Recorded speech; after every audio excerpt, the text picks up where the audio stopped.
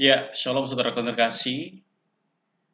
Akhir-akhir ini saudara Bobon ya, master chef atau chef yang terkenal dan eh, sungguh membuat salut orang, banyak mengapresiasi beliau oleh karena di dunia masak dan di dunia juga buat konten beliau sampai di Papua ya, di pedalaman-pedalaman menjangkau orang-orang di dalam uh, memasak dan menyajikan bagi orang-orang ya dalam berbagi kasih ya. Namun saudara yang terkasih, kita flashback kembali di mana bagaimana momen-momen kehidupan saudara Bobon ini. Kita akan belajar dan kita akan melihat apa yang menjadi pelajaran positif bagi kita, baik itu di dalam iman kekristenan maupun di dalam pelajaran kehidupan secara formal maupun secara moral dan etika. Nah, bagaimana momennya Bapak Ibu dan terkasih?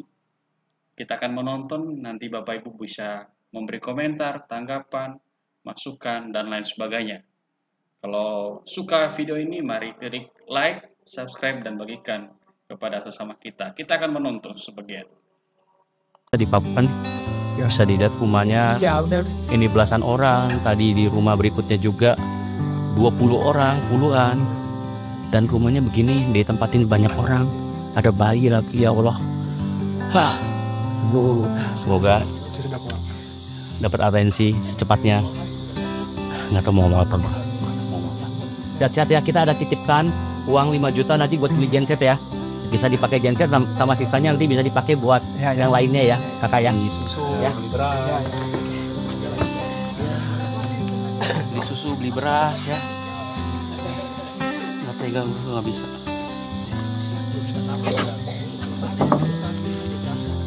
Udah ngeliat begini. Ini buat beli susu sama ini. Ini kan dua mama ya. Dua mama nanti dibagi ya. Buat ini susu nggak atau apa kerjaan nanti dibagi ya. Ya, beli beras ya. Tuhan Yesus memberkati ya. Semuanya ya. Bapak ya. Tuhan Yesus memberkati, sekali lagi Tuhan Yesus memberkati semuanya. Amin, amin, amin, amin. Amin, amin.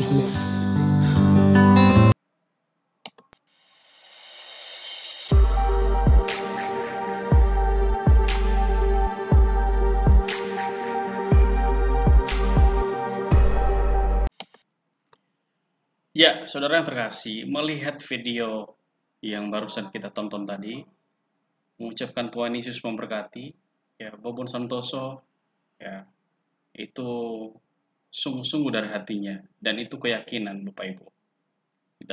Melihat dari ekspresinya dan kesungguhannya mengucapkan itu, dan keyakinannya, itu sebenarnya menggambarkan dan memancarkan bahwa dia sedang berkeyakinan mengucapkan kata-kata berkat itu ya.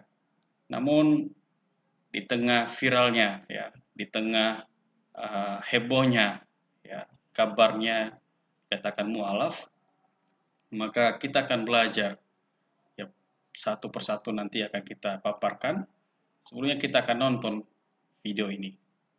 Coba lu kasih tau dulu, kita bingung lu apa aja? Bingungnya karena mungkin di berita ya, Bobon mualaf, dan bingungnya sekarang gimana nih, siapa yang nuntun nih? Oh gitu, bingung. Iya. Alhamdulillah lu pertemukan dengan Ustadz Felix. Ini panutan kita semua nih. Jadi waktu gua kecil juga tahu beliau, dan seperti tadi lu bilang juga, ngelihat beliau ini kita tuh pengen Islam jadi. Masya Allah.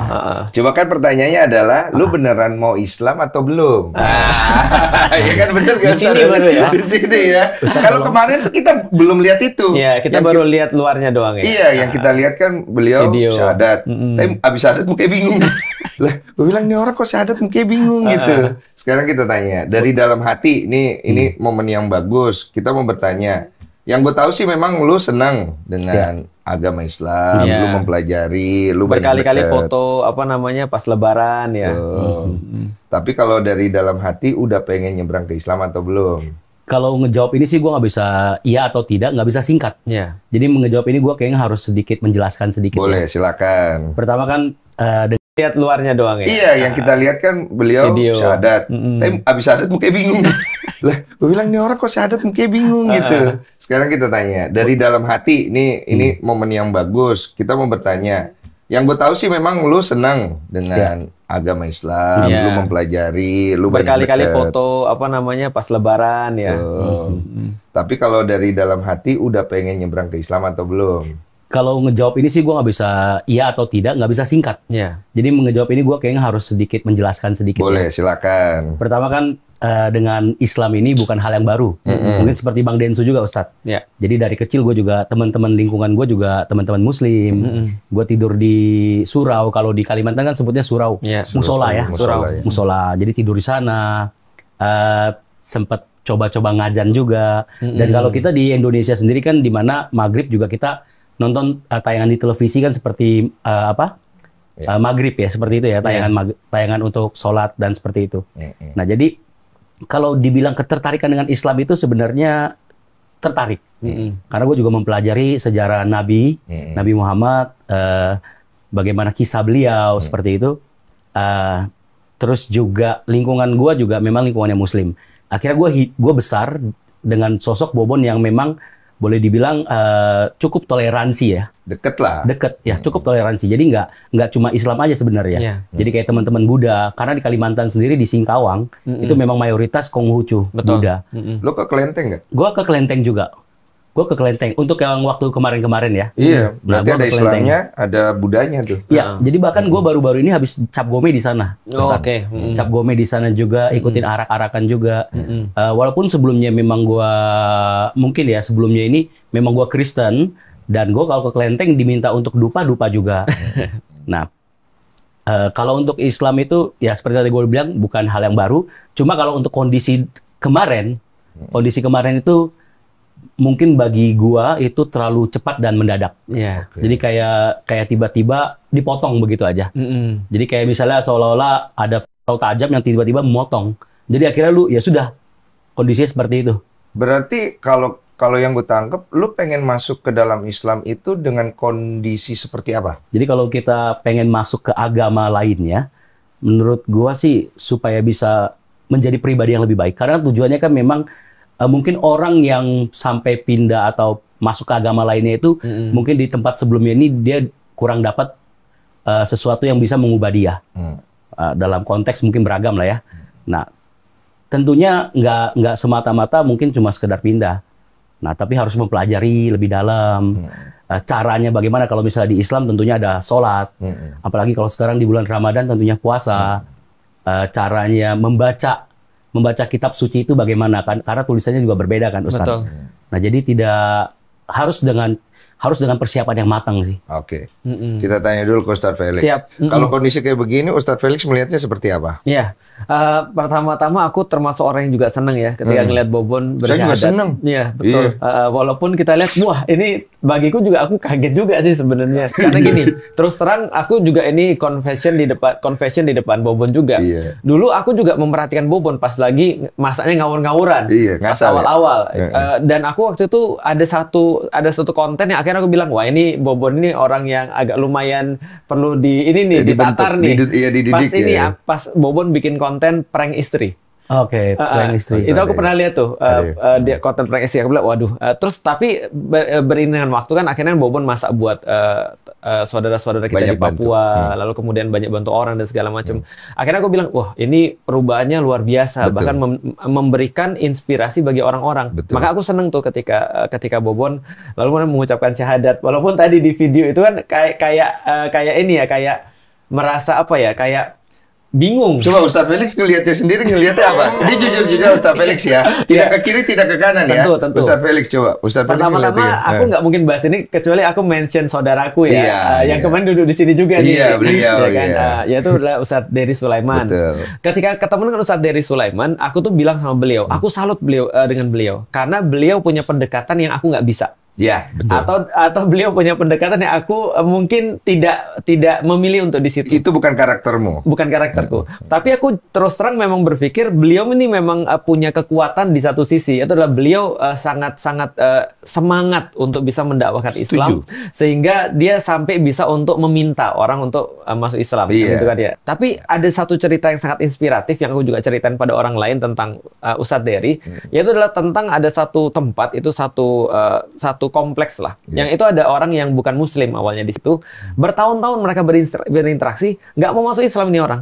Atau nggak masuk, padahal dia sudah sangat dekat sekali dengan orang-orang Muslim itu. Mirip lah. Gitu. Betul, sangat mirip sekali. Ketika Ustadz Dery datang, lantas kemudian diminta untuk masuk Islam, langsung syahadat. Dan ketika ditanya, kenapa kamu baru masuk Islam sekarang? Dulu-dulu kan bukannya kamu sangat dekat nih dengan orang-orang Muslim. Dia bilang, nggak ada yang minta saya. Oh, nggak ada yang ngajak saya. Iya, tapi memang orangnya sudah ada keinginan. Berarti yang kurang cuma satu kan? Diajak. Maka dia langsung masuk Islam. Nah, itu kekuatan Ustadz Dery itu. Oh gitu.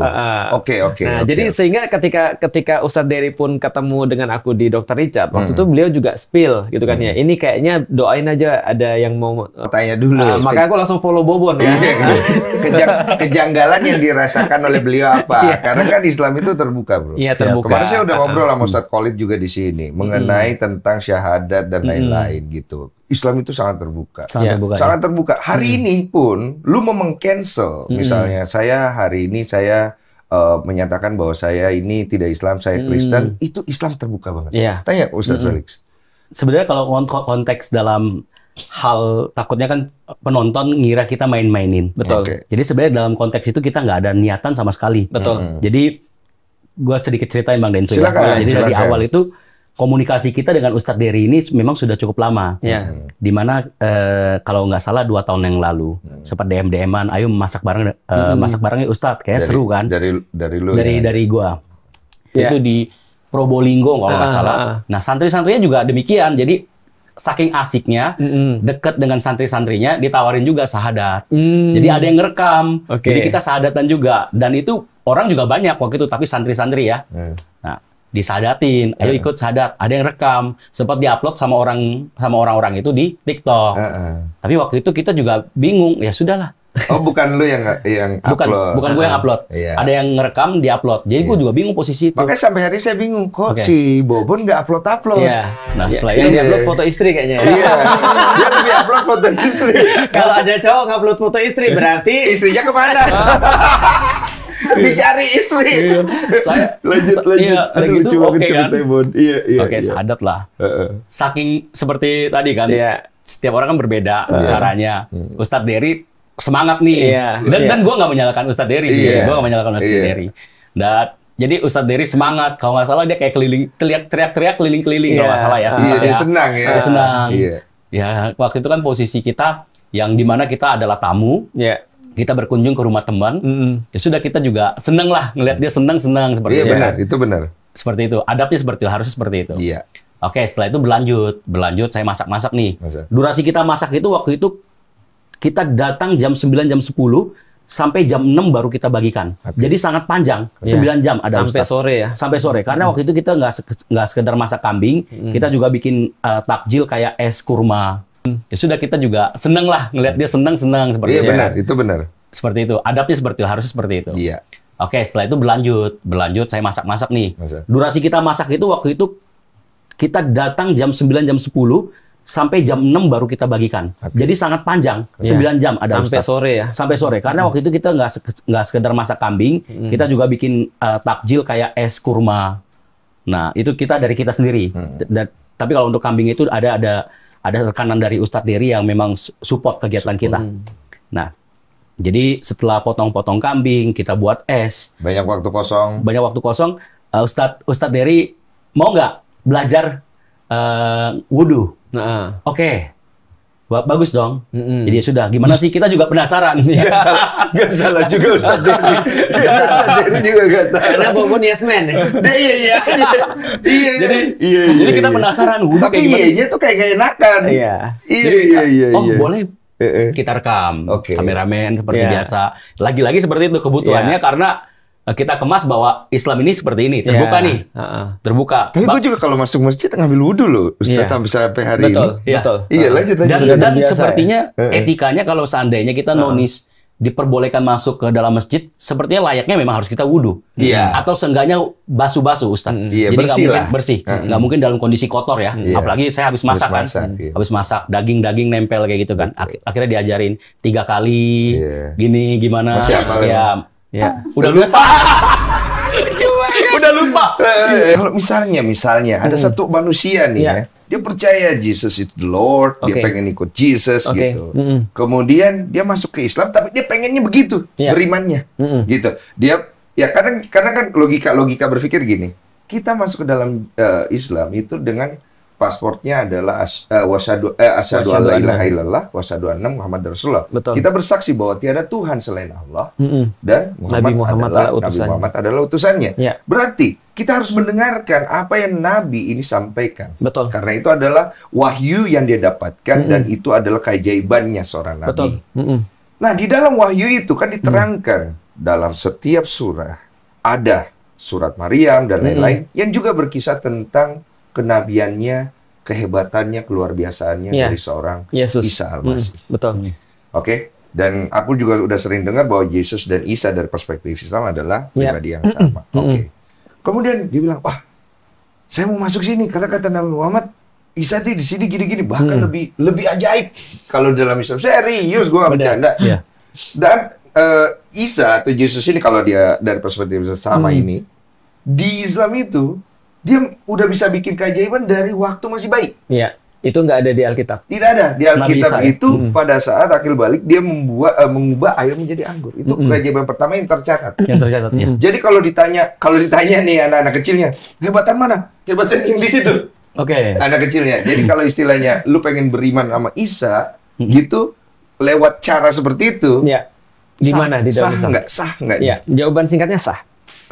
Sah. Sehingga dulu pernah ada Rasulullah Muhammad mengirimkan surat pada Kaisar Heraklius, Romawi. Salah satu di antara suratnya adalah gini, kalau engkau beriman pada Allah, maka engkau akan mendapatkan 2 pahala. Nah, apa yang diartikan 2 pahala ini, kata para ulama adalah bahwasanya dia beriman pada Yesus dan beriman pada Muhammad. Dia jadi dapat 2 pahala. Ketika dia kirim pada Persia, dia cuma bilang 1 pahala. Dia beriman pada Muhammad. Karena sebelumnya dia belum beriman pada Yesus.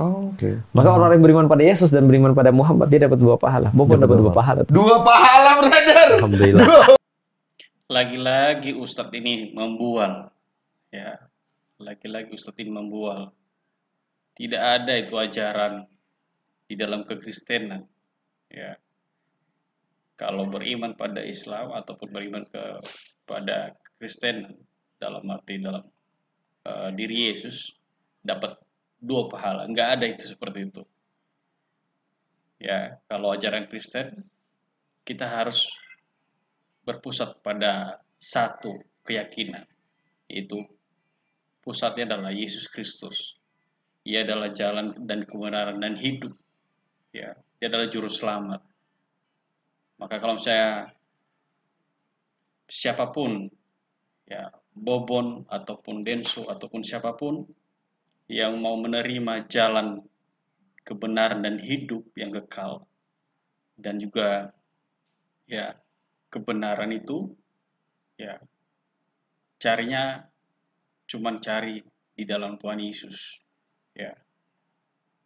Kalau saya mau dapat pahala, mau dapat berkat, mau dapat kehidupan, cuman ada di dalam Tuhan Yesus. Ya. Ustadz itu sedang membual itu. Alhamdulillah. Iya, cuma buka masih bingung.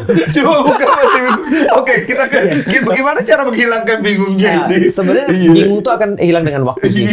Aku juga ketika masuk Islam, aku paham tuh yang tadi disampaikan oleh Bang Densu. Aku bayangkan dari SD aku Saverius sekolah di Saverius sekolah Kristen banget. Saverius 2. SMP aku Saverius Maria. Dan selama SMP selama 3 tahun berturut-turut itu. Jadi saudara yang terkasih, ya pelajaran bagi kita sebagai umat Kristen, ya, yang percaya kepada Yesus Kristus, ya firman Tuhan mengatakan di dalam Kejadian pasal 20, kita awali dari firman Tuhan ini, ayat 3 sampai ayat yang kelima, di mana dikatakan bahwa jangan ada padamu Allah lain di hadapanku. Ya, jangan membuat bagimu patung yang menyerupai apapun yang ada di langit, di atas, atau yang ada di bumi, di bawah, atau yang ada di dalam air, di bawah bumi. Jangan sujud menyembah kepadanya atau beribadah kepadanya, sebab aku Tuhan Allahmu adalah Allah yang cemburu, yang membalaskan kesalahan bapa kepada anak-anaknya, kepada keturunan yang ketiga dan keempat dari orang-orang yang membenci aku.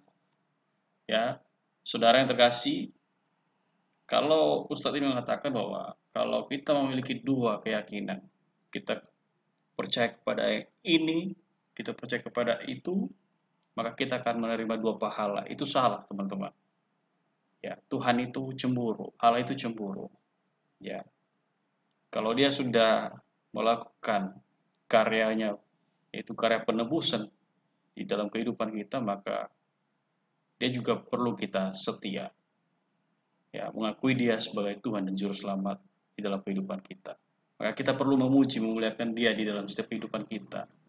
Kalau kita terus memuliakan Tuhan, mengingat kebaikan-kebaikan Tuhan di dalam kehidupan kita, ya, bahkan kalau saya perlu kita terus mengandalkan Tuhan, ya, nama Tuhan Yesus di dalam setiap kehidupan kita, maka kita tidak akan terjerumus kepada hal-hal yang tidak diinginkan Tuhan, ya, seperti menyembah, menyebut nama-nama Tuhan lain, bahkan mengandalkan dan mengakui nama-nama Tuhan lain, ya.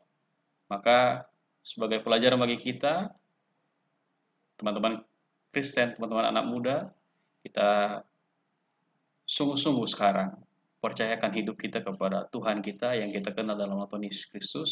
Andalkan dia dan akuilah dia dalam segala laku kita. Firman Tuhan katakan, ya, dalam segala tindakan, usaha, pekerjaan kita, bahkan pergumulan kita sekalipun, hanya Tuhan Yesus jalan kebenaran dan hidup. Ya, demikian saja video kita singkat ini. Semoga Tuhan Yesus memberkati kita semua. Amin. Bagaimana Bobon? Kita akan melihat dia. Ini buat tambahan dari makan pinang ya Mama ya? Iya. Cara makannya gimana Mama? Makan pinang. Oh, pinang, kapur. Kapur. Oh ini kulitnya. Oh, lembut ya Mama ya? Makannya betul. Saya pernah makan ini Mama, tapi pusing langsung kepala saya. Saya beli 20 Mama. 20. Jadi 200 toh? Ah, ini Mama 20. 1. Mama mau 1. 2, 3. Salut sih sebenarnya, ya, sikap maupun sisi kehidupan dari saudara Bobon ini, ya, berbuat kasih, ya, menjangkau orang-orang di pedalaman, bahkan berbagi, itu sebuah apresiasi, ya. Semoga Tuhan terus memelihara kehidupan Bobon ini, walaupun sudah dikabarkan mualaf, tetapi itu tidak penting bagi kita. Tetapi yang terpenting adalah kehidupan Bobon akan terpelihara dan akan sadar, akan mengalami Tuhan lebih lagi, ya, supaya beliau mengalami Tuhan dan kembali kepada jalan yang benar. Ya, kalau dia percaya bahwa Yesus adalah jalan yang benar pada kehidupannya sebelumnya, maka percayalah ketika Tuhan bekerja, ya, mukjizat pasti terjadi, keajaiban pasti terjadi. Ya, saksikan ini, jangan lewatkan ini. 20. Oke Mama. Nih tambahin lagi 100 buat Mama. Terima kasih. Tuhan Yesus memberkati ya. Tuhan Yesus memberkati ya.